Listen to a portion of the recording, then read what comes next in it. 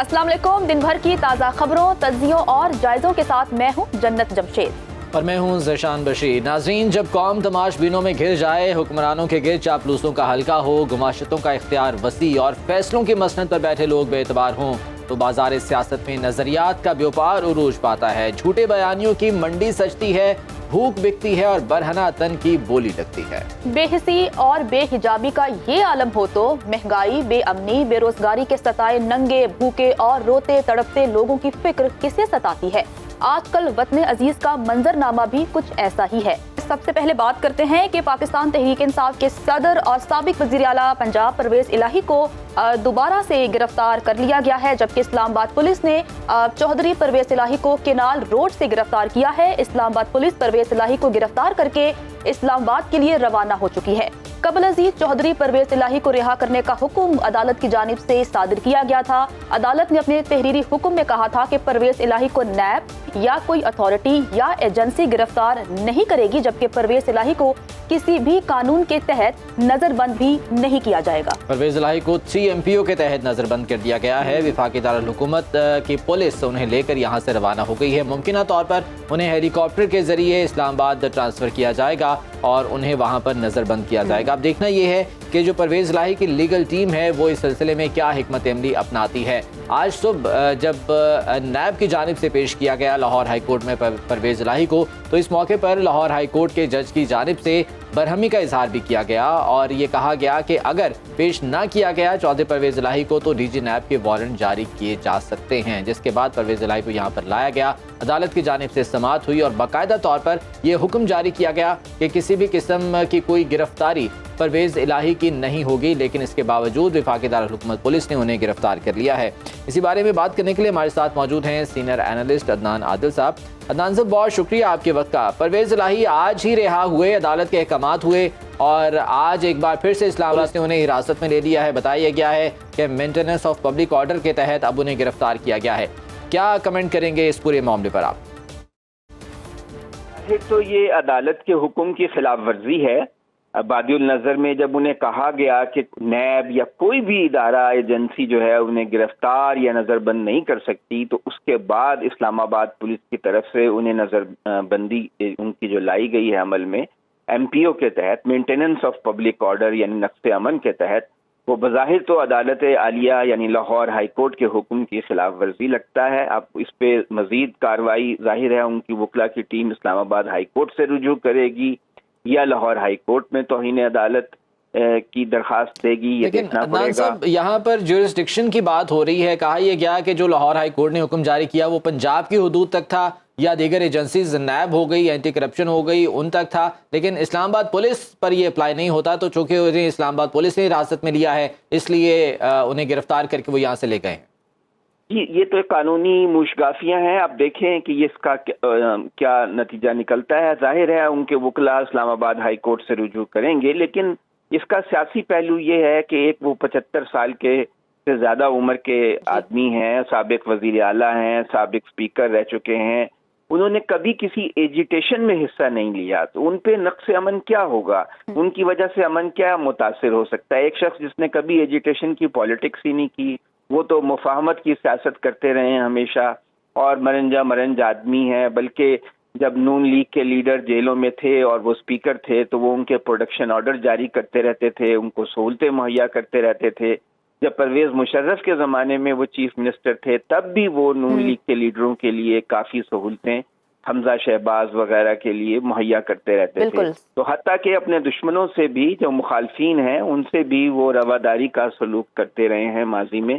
तो ये सियासी तौर पर एक हरबा है, लेकिन उससे उनको बिल्कुल सर, आप यही कहना चाह रहे हैं कि उन्हें सियासी इंतकाम का निशाना बनाया जा रहा है। सर, जैसा कि आपने अपनी गुफ्तगू का आगाज ये कहते हुए कहा कि अदालत के अहकामात की खुल्लम खुल्ला खिलाफ वर्जी हो रही है सर, तो सर जो तौहीन अदालत का कानून था उस हवाले से अदालतें कुछ क्यों नहीं करती? अदालतें इस हवाले से नर्म गोशा क्यों रखती हैं? देखिए, अदालतों को भी तहम्मुल का मुजाहरा करना पड़ता है। अगर हर रोज ही तौहीन अदालत लगानी शुरू कर दी जाए तो एडमिनिस्ट्रेशन भी जाहिर है काम नहीं कर सकती। अदालतें जो हैं, ओवरऑल जो सियासी माहौल है, जिस किस्म का पाकिस्तान में एक माहौल है, सभी को इल्म है उसमें वो तहम्मुल से और बड़े बतदरीज आगे बढ़ती हैं, ताकि उन पे भी ये इल्जाम ना लगे कि वो कोई सियासी तौर पे किसी को फेवर कर रही हैं। लेकिन बहरहाल इसका ओवरऑल परवेज इलाही को फायदा भी होगा। इसका एक तो नुकसान ये है कि उन्हें तकलीफ उठानी पड़ेगी, नजरबंदी में रहना पड़ेगा, लेकिन फायदा ये है कि उनका इमेज बढ़ रहा है कि वो अपनी पार्टी से वफादार हैं, पार्टी नहीं छोड़ रहे हैं। सियासी तौर पर जो है उन्हें फ़ायदा हो सकता है। बहुत शुक्रिया आपके वक्त का। दान आदिल साहब सीनियर एनालिस्ट हमारे साथ मौजूद थे और इस बारे में राय का इजहार कर रहे थे। अब कुछ बात कर लेते हैं महंगाई की, जो कि रोज बरोज बढ़ती चली जा रही है। पीटीआई हुकूमत गिरने के बाद से अब तक पेट्रोल की कीमत 2 गुना से भी ज्यादा हो चुकी है और गुज़श्ता रात निगरान हुकूमत ने IMF की 60 रुपए फी लीटर लेवी टैक्स आयद करने की शर्त भी पूरी कर दी। नोटिफिकेशन जारी किया गया जिसके मुताबिक पेट्रोल की कीमत में 14 रुपए 91 पैसे जबकि डीजल की कीमत में 18 रुपए 44 पैसे फी लीटर का इजाफा कर दिया गया। पेट्रोल की नई कीमत 305 रुपए 36 पैसे फी लीटर जबकि डीजल की नई कीमत 311 रुपए 84 पैसे फी लीटर मुकर्रर हो चुकी है। इस हवाले से मोहम्मद आजम ने एक स्पेशल रिपोर्ट तैयार की है, आइए वो देखते हैं। एक तरफ तो आलमी इदारा शुमारियात ये बताता है कि पाकिस्तान में महंगाई की शरह 40% से भी तजावुज कर चुकी है और दूसरी तरफ वज़ीर आज़म अनवारुल्लाह काकड़ ये कहते हैं कि इतनी महंगाई नहीं है जितना आवाम शोर मचा रहे हैं। फिर पेट्रोल की कीमत में 15 रुपए और डीजल की कीमत में 19 रुपए इजाफा कर दिया जाता है और आवाम तो अभी अपनी बिजली के बिल हाथ में लिए अपनी मजबूरी की दास्तान सुना रहे थे। ऐसे में घी, चीनी, आटा, दाल, इनकी कीमतों पर कितना फर्क पड़ेगा, महंगा पेट्रोल खरीदना कितना मुश्किल या आसान है और बिजली के बिल कैसे अदा किए जाएंगे, आवाम अपने घर का बजट कैसे मैनेज करते हैं, आइए आवाम की सुनते हैं। बिल है, किराए हैं, खर्चे हैं, 30-35 हज़ार रुपया आना है, 60-70 हज़ार रुपया खर्चा है, की करांगे, परेशान होए हैं। पेट्रोल डलवाया एक 100 रुपए का पेट्रोल नहीं क्रॉस होईदा तो मुक जांदा वा। 300-400 रुपए दे पेट्रोल कितने हर दिन आए दिन कोई ना कोई चीज उत्ते ही जा रही है। नींदर नहीं आती, मत सोचो ये नींदर आती है, सोते ही नहीं है, सारी रात जागते रहते। इधर मजदूरी करके जाती फिर सोच में 5-6 घंटे सोच में ही गुजर जाते हैं। गवर्नमेंट वाले नौकरियां करने ते गवर्नमेंट वाली असीं वजीरे आला नहीं करने क्योंकि यही साडियां तनख्वाहां खांदे, यही साडे पेट कर। असीं वेखो तनख्वाहां किन्नियां 22-23 हज़ार है गवर्नमेंट दियां तनख्वाहां ते बिल 40-40 हज़ार। आटे इन्ने महंगे कीते हुए घ्यो इन्ने इंदा दोनों दा हो जाए इन्हां दा जिन्हां ने फड़ के ताया होया लोकां नूं। तुसीं किस तरह मरोगे, किस तरह तुहाडी जनाजा निकलेगा, किस तरह तुसीं अपना खफन पूरा करोगे। घ्यो भी असीं आटा असीं नहीं खा सकते, कोई घर मेहमान आ जाए दाल धर सकने, रोटी एक टाइम खाई दी एक टाइम खाई दी नहीं। ये मर जाने आप अंदर ते बैठे सीटां ते बैठे ते गरीब लोग मरदे पे भुखे। क्या तुम तो कहते हैं कि महंगाई नहीं है, बस आवाम ने शोर मचाया हुआ है। ये वाला जब में ठंडे कमरों में बैठे ठंडे मशरूबात पीते आपको अक्सर आवाम के मसाइल और महंगाई महसूस नहीं होती। हुजूर ये तमाम मश्क करना आपके लिए जरूरी था कि आप देखिए आवाम किन हालात में जी रहे हैं, इनका सोचिए इससे पहले कि ये कानून और निजाम को खुद अपने हाथ में ले लें। तो मेरे पास कम पैसे थे, 150 का पेट्रोल डलवाया, आधा लीटर से, वो है ही नहीं पैसे कहाँ से। आधा लीटर में तो यहाँ बंद हो जाएगी बाइक। नहीं, वो मुल्तान चुंगी तक जाना, घर जाके खड़ी कर देंगे, फिर क्या करें। तो दोबारा नहीं चलानी, क्या करेंगे, चला पैदल चल जाएंगे, साइकिल ले लेंगे। इतना बिल कितना आया घर का? 16,000 एक को आया, बच्चे को 17,000 एक को आया, 1,25,000 एक को आया। 1,25,000। तो अब वो 1,25,000 देना कैसे है? हमने कोई नहीं देना, हमने तो बिल वापस दे देना। नया मीटर लगा वो भी उतार के ले जाएंगे, ले जाएंगे, कोई बात नहीं, दीवा लगला लेंगे। सब ऐसे ही चलता रहेगा फिर? बिल्कुल चलता रहेगा। ए पाकिस्तान बदमाश दा, चोर दा, डाकू दा, शरीफ आदमी दा नहीं है, शरीफ आदमी है, एदा नहीं है, शरीफ आदमी ए मेरा भी नहीं है। आप पाकिस्तान के शहरी हैं? ओ नहीं भाई, तेनू किने कहता, तेनू किने कहता, तेरा दिमाग खराब है, तेरा दिमाग खराब है। नहीं, मेरी बात सुनिए, तेनू करे पाकिस्तानी शहरी क्या, तेनू शहरी के नहीं क्या पाकिस्तानी कार्ड चीज की लामत तेनू मैं किया, तेनू किने किया? किसका पाकिस्तान है ये? बदमाश दा, डाकू दा, चोर दा, तो हम सब चले जाएं यहाँ से। बिल्कुल इथों निकल जाओ, मर जाओ। शवाशरी चिल बैठे ओनू की। आपने रात वो काकड़ साहब का बयान सुना? ओए काकड़ दी सुन तो ले, मैं ਉਹ ਜਿਹੜੇ ਕੜਾਕੇ ਉਹ ਭਾਈ ਜਿਹਦੇ ਕੜਾਕੇ ਨਿਕਲੀ ਜਾਂਦੇ ਉਹਨੂੰ ਪੁੱਛ। तो आप खुश हैं? नहीं, खुश क्यों? अनोखा काम है ही नहीं, ये कुछ पाकिस्तान में कुछ भी हो सकता है। केड़ा बंदा खुश? कोई खुशी नहीं। क्या बात है, लेकिन इंसान को खुश रहना चाहिए हालात का मुकाबला करने के लिए। होनी चाहिए, बिजली और महंगी होनी चाहिए, महंगी होनी चाहिए ताकि बंदा मर जाए। मर जाए बंदा होल में महंगी हो। गलती घूमना ले ली, हर चीज़ महंगी करती है, पेट्रोल महंगा करती है, बिजली महंगी करके बंदा क्या करे। 800 रुपये दे रही है, 800 रुपये क्या करेगा बंदा, गाड़ी चलाए, बिजली का बिल दे, क्या क्या करें। 25,000 रुपया मेरा बिल आ गया 1 महीने का। मैं मारा बंदा हूँ, मेरे पास नौकरी नहीं है, कभी होती है कभी नहीं होती। AC नहीं है, कुछ नहीं लगा हुआ है, कूलर लगा हुआ है, पक्खा लगा हुआ, बस AC लगा है। ऐसी हालत होती है मेरी, दिल करता है अपना मतलब खत्म कर दें, वो गोली मार दें। फिर सोचते हैं नहीं यार आपको गोली मार दें, इस तरह के बच्चे कौन बारी बार सोएगा। अपने अवाम के हालात अवाम ही की ज़बानी जाने, और महंगाई ने अवाम का जीना इस हद तक अजीरन कर दिया है कि वो अपने हाथों अपनी ही जान लेने की तैयारी किए बैठे हैं, या दूसरी सूरत में वो इस मुल्क को छोड़कर जाना चाहते हैं। पाकिस्तान के आला हुकाम और यहाँ के जिम्मेदारान को बहुत जल्द अवाम के लिए कुछ सोचना होगा। बसूरते दीगर पानी तो पहले ही सर से गुजर चुका है। जी बिल्कुल, हम महंगाई की बात कर रहे हैं कि पेट्रोल की कीमतों में इजाफा हो चुका है, और अब अगर पेट्रोल की कीमत में इजाफा हुआ है तो अशिया खुरोनोश की कीमतों में भी इजाफा होगा। और महंगाई की बुलंद तरीन शरह के खिलाफ अगर हम कराची की बात करें तो वहाँ पर शटर डाउन हड़ताल की जा रही है। जी बिल्कुल, हबीब खान ने इस हवाले से खुसूसी रिपोर्ट तैयार की है। वहाँ के हालात क्या हैं, लोग क्या कहते हैं, आपको दिखाते हैं। इजाफी बिलों और महंगाई के खिलाफ कराची के ताजिर बरादरी की जानिब से आज मुकम्मल शटर डाउन की कॉल थी, और मुल्क की सबसे बड़ी अजनास मार्केट जो कि होलसेल मार्केट है, कराची शहर की भी सबसे बड़ी जोड़िया बाज़ार, वहाँ इस वक्त मैं मौजूद हूँ।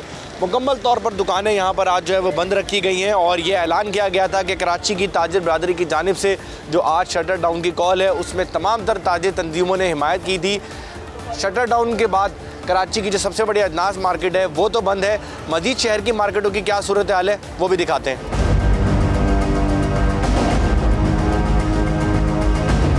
अब हम पहुंचे हैं कराची की होलसेल मेडिसिन मार्केट में, और मेडिसिन मार्केट इंतज़ामिया की जानिब से भी आज मुकम्मल शटर डाउन का ऐलान था और उस पर अमल दरामद दिखाई दे रहा है। मजीद शहर की मार्केट्स में भी क्या सूरत हाल है वो भी देख लेते हैं।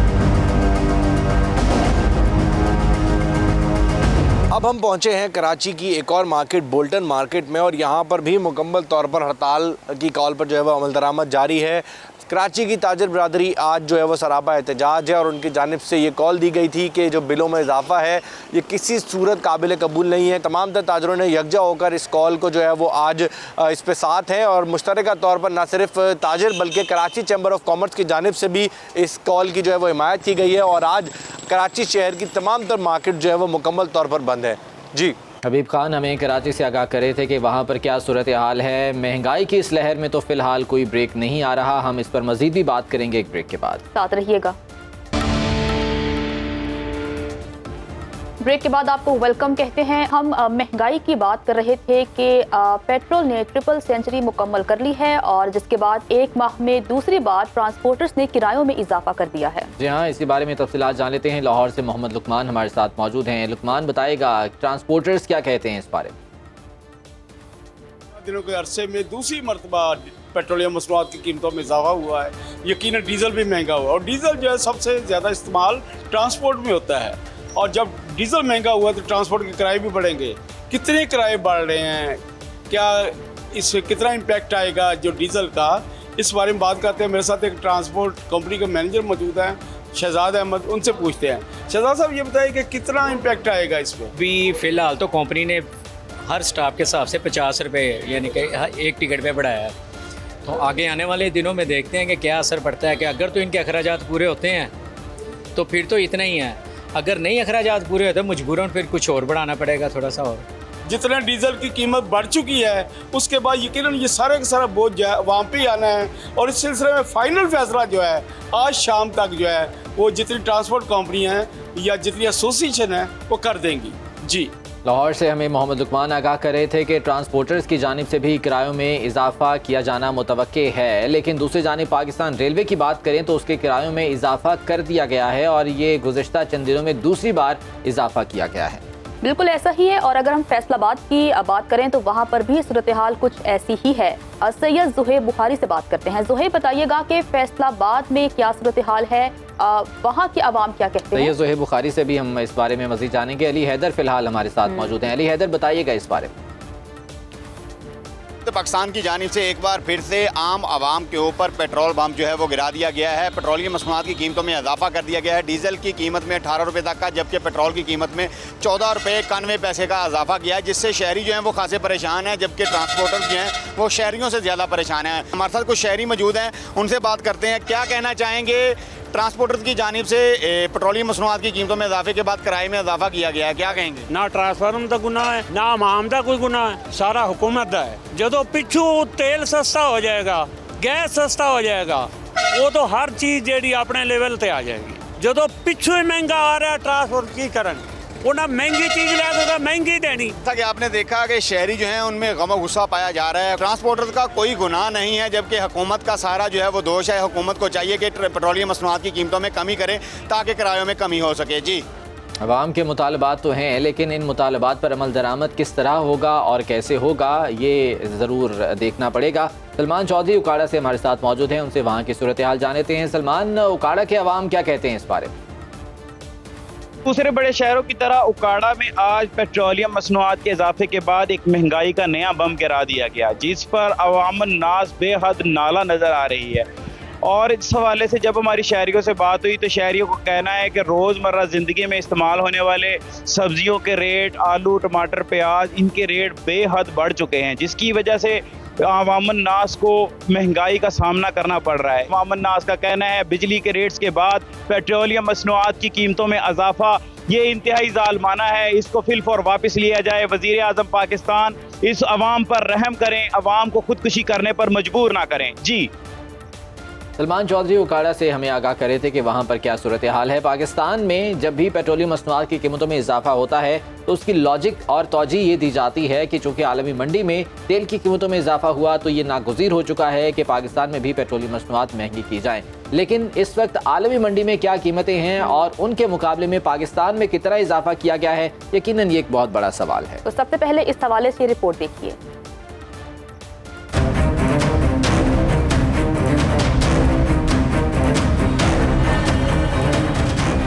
निगरान हुकूमत ने महंगाई के सताए अवाम पर दूसरी बार पेट्रोल बम गिरा दिया। पेट्रोलियम मसनूआत की कीमतें तारीख की बुलंद तरीन सतह पर पहुंच गई। पेट्रोल 14 रुपए 91 पैसे फी लीटर महंगा, नई कीमत 305 रुपए 36 पैसे मुकर्रर। डीजल की कीमत में 18 रुपए 44 पैसे इजाफा, 311 रुपए 84 पैसे फी लीटर हो गया। इस वक्त ईरान अपने शहरियों को सस्ता तरीन पेट्रोल फराहम करने वाले ममालिक की फहरिस्त में तीसरे नंबर पर है। यहाँ फी लीटर पेट्रोल 15 रुपए 10 पैसे में फरोख्त होता है। दूसरे नंबर पर लीबिया और तीसरे नंबर पर वेनेजुएला पाकिस्तानी रुपए में अपने शहरियों को सस्ता तरीन पेट्रोल 4 रुपए 60 पैसे फी लीटर फराहम कर रहा है।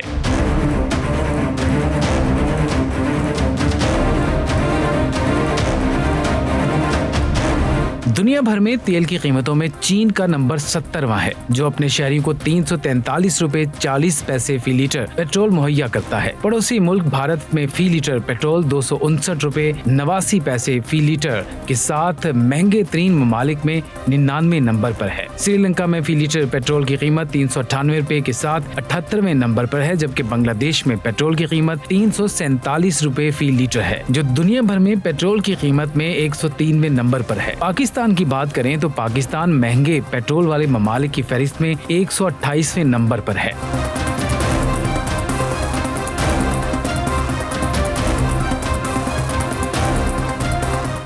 दुनिया में सबसे ज्यादा तेल पैदा करने वाला मुल्क सऊदी अरब है, जहां 1 लीटर पेट्रोल की कीमत 177 रुपए 49 पैसे है। ग्लोबल पेट्रोल प्राइस के मुताबिक दुनिया में सबसे महंगा पेट्रोल हांगकांग में है, जहां उसकी फी लीटर कीमत 838 रुपए 5 पैसे है। दुनिया का एक और बड़ा तेल पैदा करने वाला मुल्क रूस अपने लोगों को पेट्रोल 204 रुपए 6 पैसे में फराहम करके महंगे तरीन ममालिक की फहरिस्त में 155वें नंबर पर है। दुनिया की सबसे बड़ी मईशत और तेल की दौलत से मालामाल अमेरिका 285 रुपए 6 पैसे फी लीटर कीमत के साथ अपनी आवाम को महंगा तरीन पेट्रोल फराहम करने वाले ममालिक में 137वें नंबर पर है। और सेंट्रल अफ्रीका रिपब्लिकन में फी लीटर पेट्रोल 658 रुपए 10 पैसे के साथ दूसरे नंबर पर है। आयरलैंड में 647 और यूनाइटेड किंगडम में 646 रुपए फी लीटर है।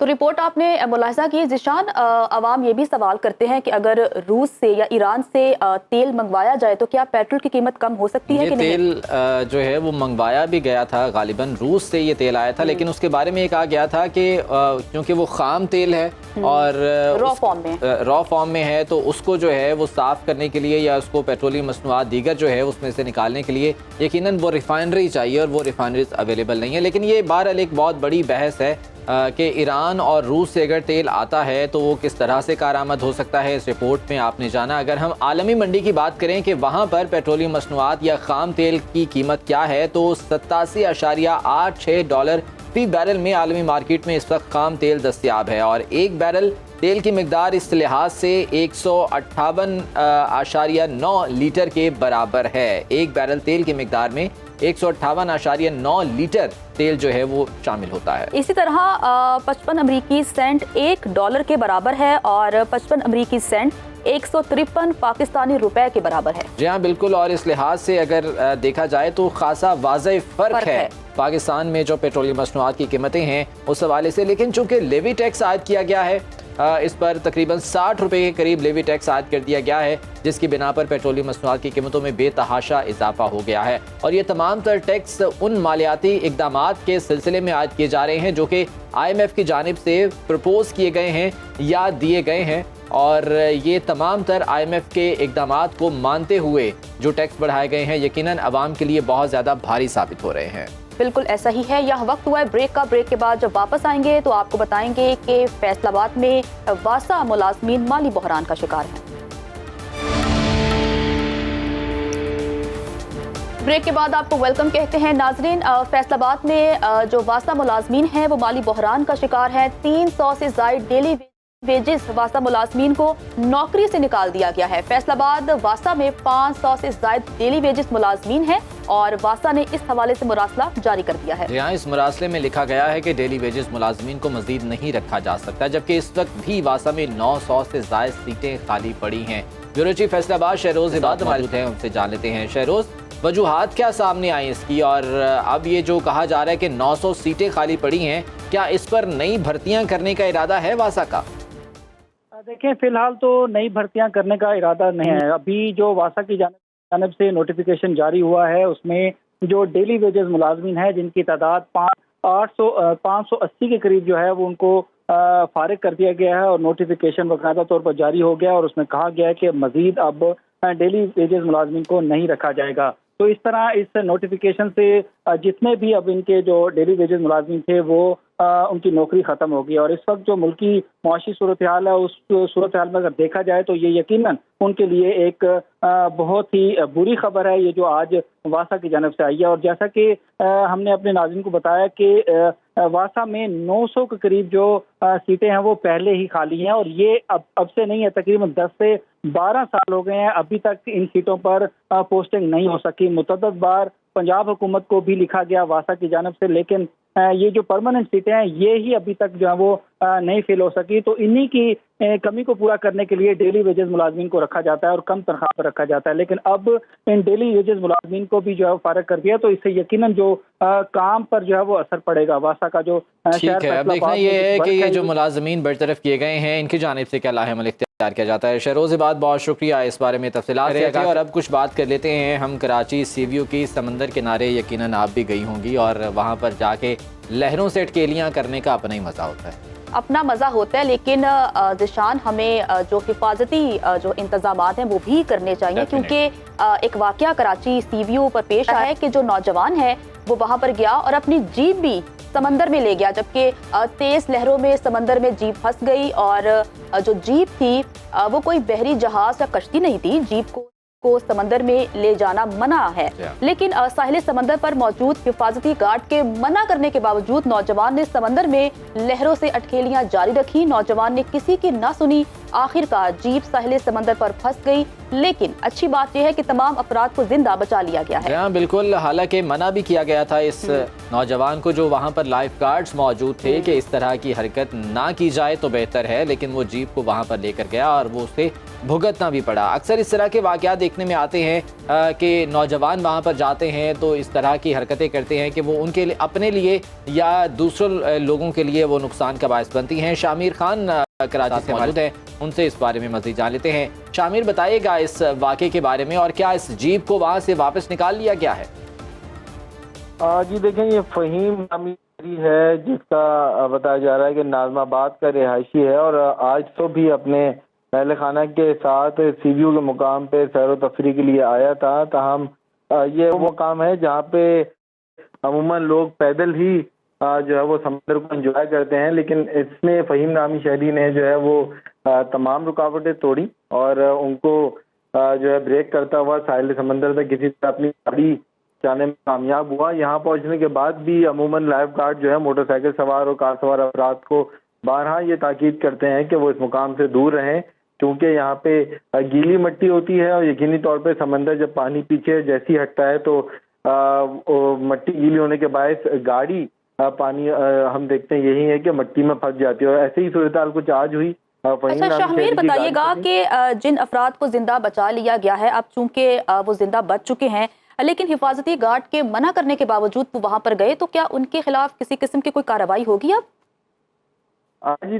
पुलिस ने तो अब तक किसी किस्म की कोई कार्रवाई की यकीन दहानी नहीं कराई है, लेकिन पुलिस का कहना था कि ट्रैक्टर पुलिस ने यकीनी तौर पर मंगवाया, वहाँ पे उनकी मदद के लिए पुलिस पहुंची है, उनको वहाँ से गाड़ी निकालने में किसी तरह कामयाब हुए हैं। जो अहले खाना है उनको सबसे पहले सेव किया गया था, लेकिन शहरी को यकीनी तौर पर पुलिस की जानिब से सख्ती का सामना करना पड़ेगा, क्योंकि जब लाइफ गार्ड ने रोका है ठीक है, जीप को समंदर में ले जाने से मना किया गया, लेकिन फिर भी वो नौजवान चले गए, लेकिन अब उन्हें जिंदा बचा लिया गया है। शामिर खान हमारे साथ मौजूद है। शामिर, आपका बहुत शुक्रिया। आगे बढ़ते हैं और अब कुछ बात कर लेते हैं क्रिकेट की। क्रिकेट लवर तो पूरी पाकिस्तानी कौम है और अगर ख़ास तौर पर पाकिस्तान और भारत का मुकाबला हो तो फिर तो तमाम तर मसरूफियात छोड़ के करके सिर्फ मैच जो है वो देखने की कोशिश की जाती है। तो कल बहुत बड़ा टाकरा होने जा रहा है। पाकिस्तान और इंडिया मद्दे मुकाबिल हैं और तमाम पाकिस्तानी जो हैं वो अब दुआ गो हैं कि कल पाकिस्तान इंडिया को मात दे और पाकिस्तान का चैंपियन भी बन जाए। हाई वोल्टेज का ये टाकरा है जो कि श्रीलंका के शहर कैंडी में पालीकेले इंटरनेशनल स्टेडियम में होगा। दोनों टीमों की मैच के लिए भरपूर तैयारियां हैं। तो कल कौन जीतेगा एक ही सवाल है, लेकिन पाकिस्तान जीतेगा, इसका जवाब मैं आपको दे देता हूं। पाकिस्तान जीतेगा, हाँ बिल्कुल पाकिस्तान जीतेगा इंशाल्लाह। लेकिन इस मैच के लिए डेफिनेटली जो जोशो जज्बा है वो भी बहुत ज़्यादा उरूज पर होता है और खुसूसी तौर पर ये मैच दिखाने के इंतजाम भी किए जाते हैं। अगर हम लाहौर की बात करें तो लाहौर में इसके साथ साथ दीगर जो बड़े शहर हैं जिसमें कराची है, इस्लामाबाद, रावलपिंडी हो गया, दीगर शहर, वहाँ पर बाकायदा तौर पर स्क्रीनिंग होती है इन मैचेस की और बड़ी स्क्रीनें लगाकर लोगों को मैच जो है वो दिखाए जाते हैं। अच्छा, शहरी इस हवाले से क्या कहते हैं, वो कितने पुरजोश हैं, वो देख लेते हैं। इंशाल्लाह अगर बाबर आजम और इमामुल हक से हम बहुत ज़्यादा पुरुमीद है। हमारी बैटिंग में इस बार बहुत स्टेबिलिटी है। उम्मीद है कि बाबर और रिजवान स्ट्राइक रोटेशन के साथ लंबी इनिंग्स खेलेंगे और फ़खर जमान से भी उम्मीद है कि उनकी फॉर्म कल वाले मैच में वापस आएगी। 300 प्लस कहीं होना चाहिए तो फिर इंशाल्लाह अच्छा हो जाएगा, क्योंकि हमारे बॉलर रोक लेंगे इन लोगों को, इंशाल्लाह 150 भी रोक लेंगे। यही बोलेंगे कि बाबर को शुरू में इमाम और फ़खर आएंगे, उनको रुक के खेलना चाहिए। ओपनिंग अगर अच्छी कर दी उन्होंने, मतलब अच्छा स्कोर दे दिया ओपनिंग पे, तो नीचे भी बैट्समैन जो है बाबर, रिजवान और सलमान जैसे सऊद शकील का चांस है कि उसको खिलाया जाएगा। विराट कोहली शायकीन क्रिकेट ने मशवरे तो दे दिए हैं, अब देखना यह है कि कौमी टीम इन पर कितना अमल करती है। बहरहाल आज के प्रोग्राम से इतना ही। खुदा हाफिज़।